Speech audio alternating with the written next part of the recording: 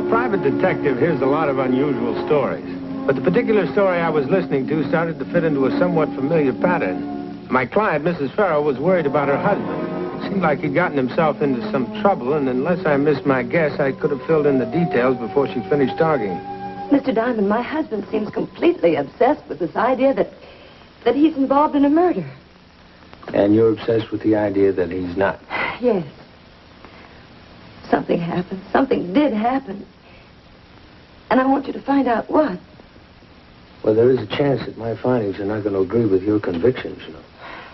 Well, they say eventually the truth will out. I happen to believe you. Well, give me everything you can, huh? Names, places. There's so little. I noticed that something was terribly wrong when my husband came back from New York last time. That was a month ago. That's back to your home in Cape Cod. Yes. He refused to tell me anything.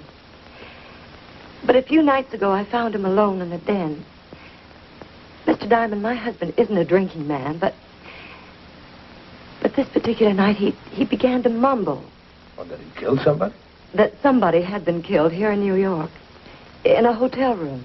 Well, what else?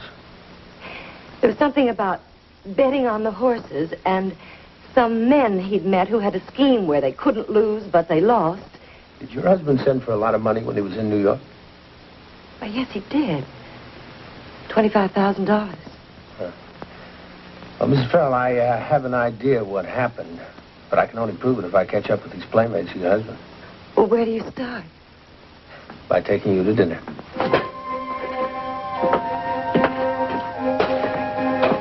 And then I'll write a little play in which I will star, and you will find it.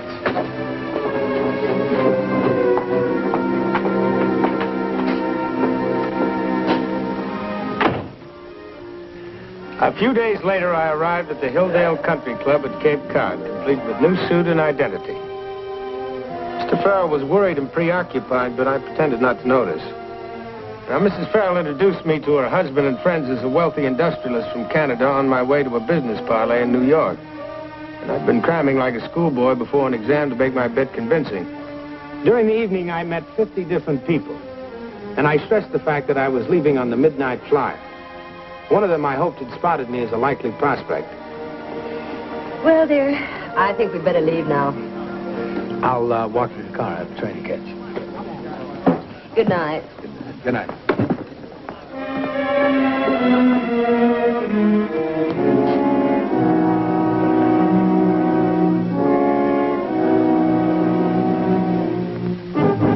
Yes? Vince. He just left. On the midnight flyer.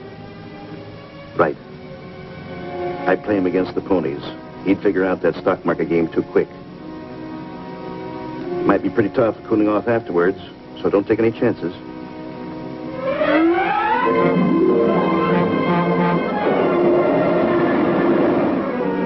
If the play went right, everything I owned would eventually be searched.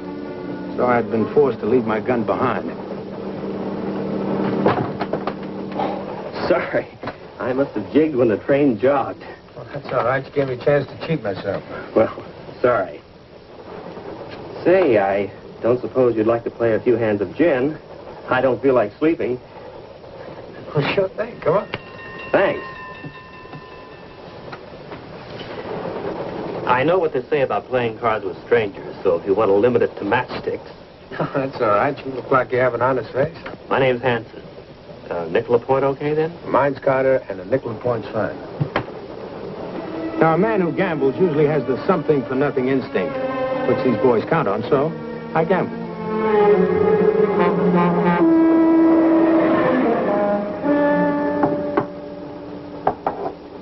Well, you seem to have done pretty well for yourself, Mr. Carter.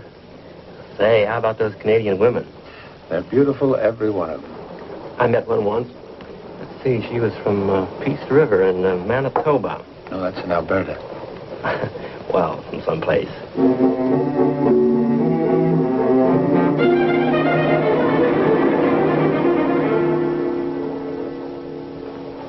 Where do you stay in New York? I have a room at the Savoy. Any friends in New York? No, not a one. Neither have I. Say, I have a suite at the Riviera. It's in Manhattan. It's convenient. The company pays for it. Why don't you move in there? I hate to rattle around by myself. Well, that's very generous of you. I like that. Fine, then that's settled. Thank you very much, Jim. So far, so good.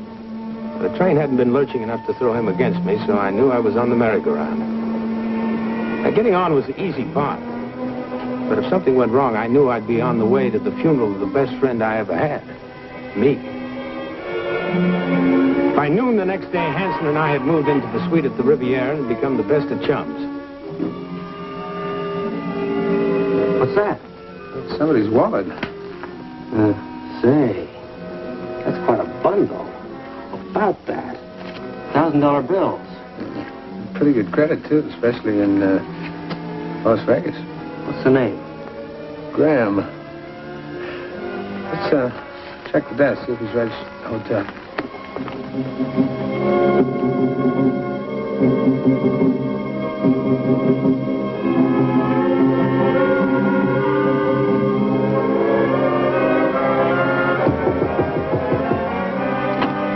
Please go away. I don't want to see any reporters.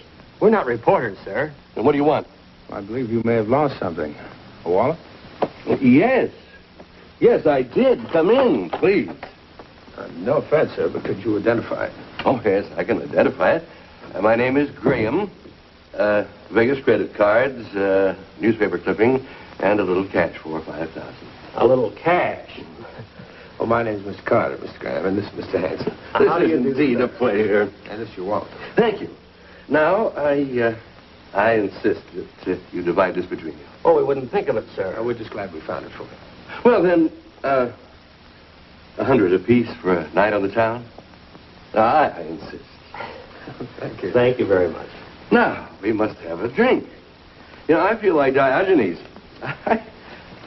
I've found not just one, but two honest men. I gather you don't like newspaper men, Mr. Graham. Well, to tell you the truth, if you'll look at this, I think it'll explain itself. An unnamed mystery man was reputed to have lost nearly $500,000 at the casino of the newly opened Palisades Club here. $500,000?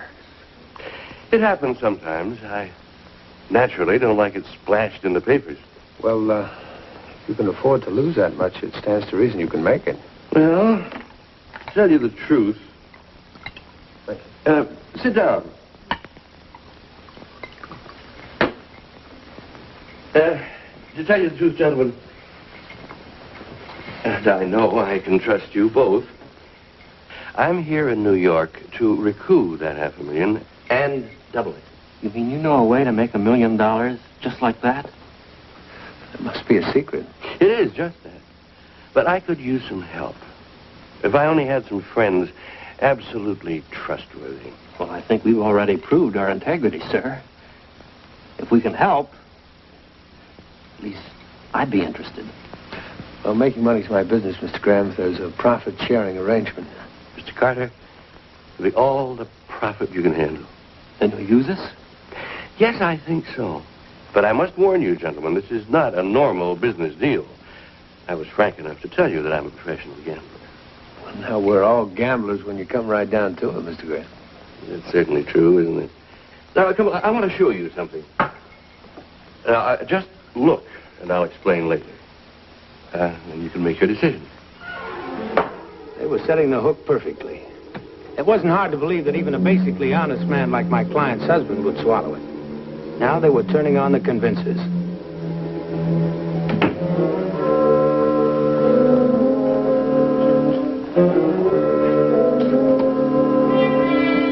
Sir George and Teddy Bear last. Into the back stretch. It's Lucky Lou on top. Base runner second. Caledon third. Odds on fourth. Then Sir George and Teddy Bear last. At the half, it's still Lucky Lou in front. Caledon, Sir George, Teddy Bear, odds on. Lucky Lou in front, Caledon, and base runner. Base runner neck and neck in second.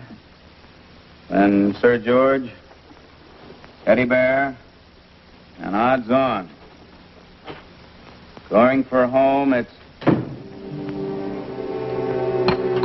Okay, kiddies, you can relax. We'll send the pigeon up in half an hour. It's very simple. Another suite in this hotel is really the headquarters of the biggest bookmaking combine in the country. Right here in the hotel? Right here. It's quite an organization. They have a man stationed at the racetrack with a hidden walkie-talkie. He broadcasts a running account of the race. The broadcast is picked up by Johnson in the suite upstairs. Johnson rebroadcasts it to the headquarters of the combine. Well, how does that benefit us? What would you say if I were to tell you that Johnson and I have made a little deal? You mean to fake the results? No. Merely to hold back the results for a few minutes. Just long enough for Johnson to phone me the winner, for me to get upstairs and place my bet. And you've got a sure thing. You can't lose. I don't see how. And no one suffers but the bookmaker, and he's dishonest anyway. Well, gentlemen, how about it? I don't know. It sounds too good to be true. Why do you want us? If I keep going in there and winning huge sums of money, it'll be dangerous. I am a known gambler. But if we go in and realize, and you play some of the big bets for me, we can keep it up for a week. Just what do we get out of it? Mr. Hanson, I'm giving you a chance to bet on a sure thing. The rest is up to you. With 10% of the profits going to Johnson. Well, it sounds fair enough to me. Count me in. That goes for me, too. Fine. Now, we can have a trial run today. I won't bet anything, but you two can use the money that I gave you. See how it works. Well, it's your money. We've got nothing to lose. Probably Johnson now. Yes? Right. The winner is Blue Lady in the third. Now, that's your bet. Come on, let's go.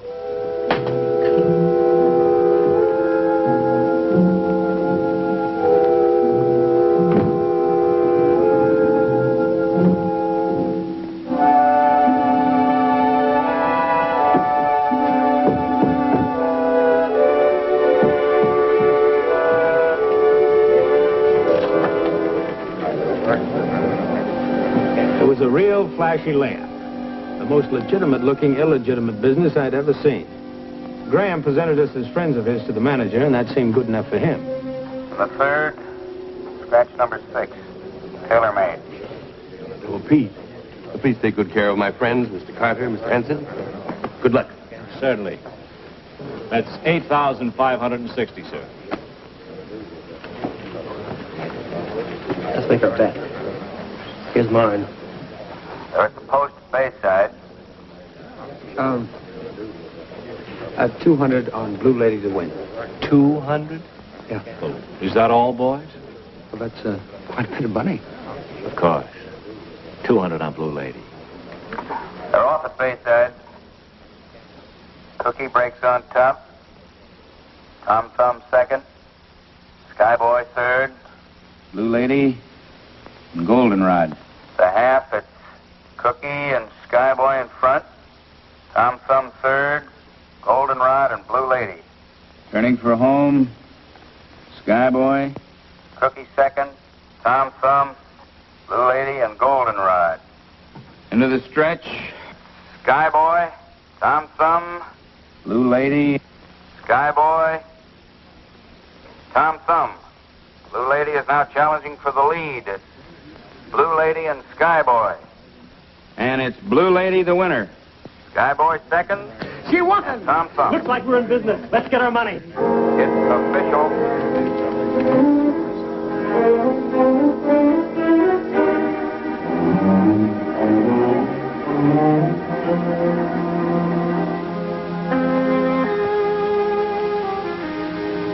Well, here it is, Mr. Graham, $1,200. How do we split this up? You boys divide it. It's yours.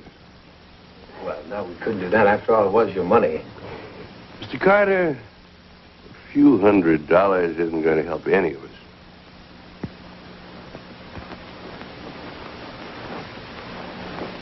The important thing is that we know it works.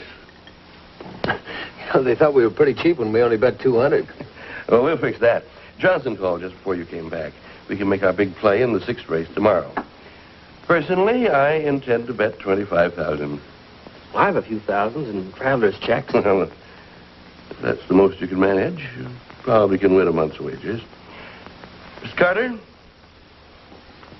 What about you? You impress me as a man who recognizes the knock of opportunity. Well, I don't see how we can lose. It's impossible. How much can you manage on short notice? Well, I'll bet $25,000 if you will. I like a man of vision, but you'll have to get it quickly. Well, I can call my bank in Canada, and they'll have a draft for me tomorrow. Use my phone. There's no time to waste. Yeah. This is Mr. Carter. I'd like to place a call to the Ontario Bank Limited in Ontario, Canada. I'd like to speak to the bank president, Mr. Jennings. Can you remember those instructions, operator? Yes, Mr. Carter. I remember.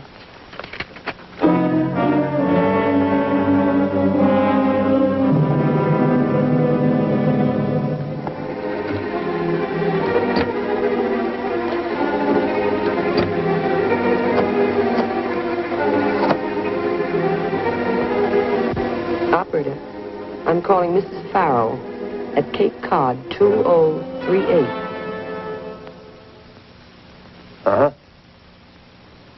Oh, good. That's all set. The money will be here tomorrow. Here's the luck. Yeah? My luck in having met you both.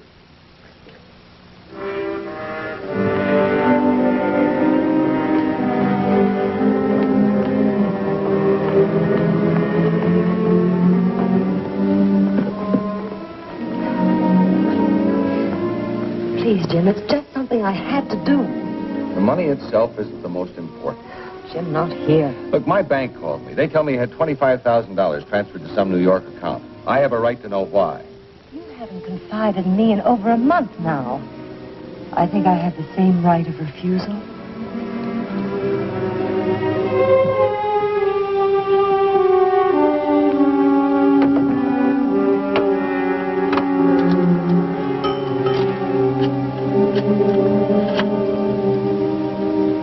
That's all he knew. Mrs. Farrell transferred the money this afternoon. Exactly $25,000. All that lovely money and a 50-50 chance he's a legitimate mark. Well, I say let's play him for it anyway. With a little variation. All right, we'll play him. But I'm too old for a bunco rap. This time, there'll be just one blank in the chamber. The rest are going to be the real thing. I wasn't too worried yet. During the night when Regan slipped out, I called the police telling them to raid the horse room a few minutes after 4 o'clock. That was when the 6th race would be running. I told them to pick up Graham at the same time, but, well, a bunco or fraud rap is one of the hardest to prove.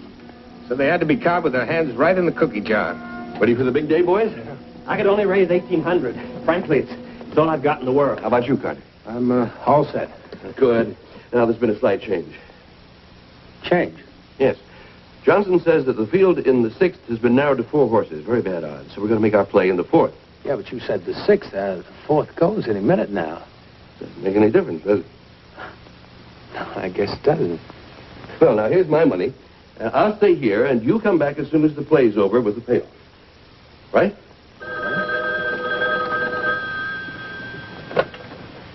Yes?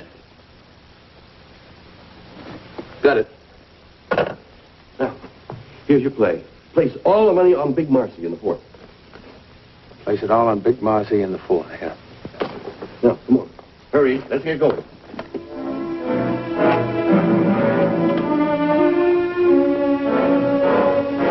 The change of plans could have been for a number of reasons, but it left me on my own without a gun. I could have taken a chance and jumped Regan, but I decided not to. Somehow I kept telling myself this time they were going to lose to me. My police protection wouldn't show for another hour. That's the post at Bayside. Come on, hurry up.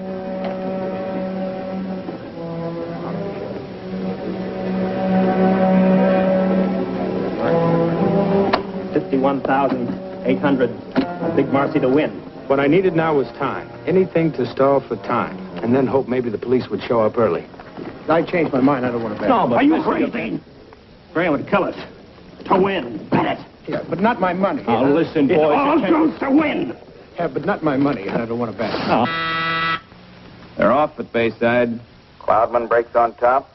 It's a bet, gentlemen. Sarah Sue second. For Watts here up to Rocky 51-8. third. On Big Marcy to win. And Big Marcy. Shadow.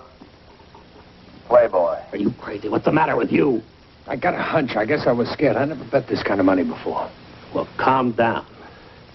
It's a cinch, isn't it? Yeah. The half, it's still Cloudman in front. Rocky second. Big Marcy third. Sarah Sue. Shadow.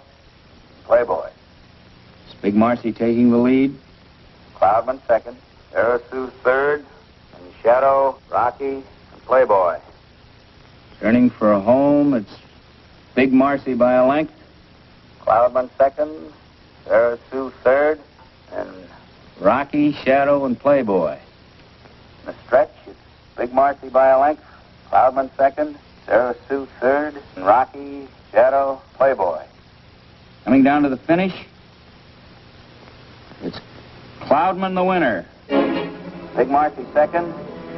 Sarah Sue third. It's official. There must be some mistake. Yeah, I told you. Look, I want my money back. I said no bet. You heard me. I'm sorry. Your bet was to win. Big Marcy placed. It's impossible. Look, we were both wrong. If we go back now, Graham will expect the money. He'll say we should have placed the bet. He'll blame us for the mistake. He said place it on Big Marcy. Shut up. Do you want to get us? Look, I want my money. 25,000 of that's my money, and I want my money. I'll take it easy. Your hands off of me. I want my money. Don't be a fool. Pull that thing, we're all in trouble. Get him out and let Graham cool him off.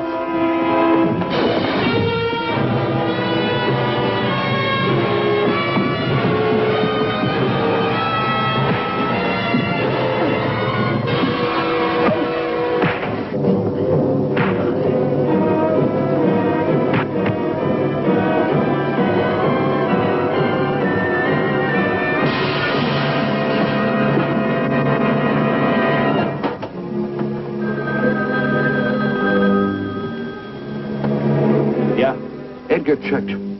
Carter's a phony. Must be a cop or a shamus. Get rid of him. Permanent.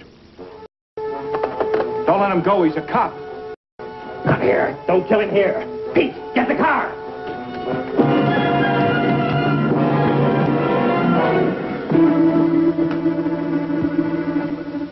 I feel like such a fool, such a grief. Well, I don't take all the blame. And informing on. I don't have nor married. It's nice, wealthy Canadian once in a while.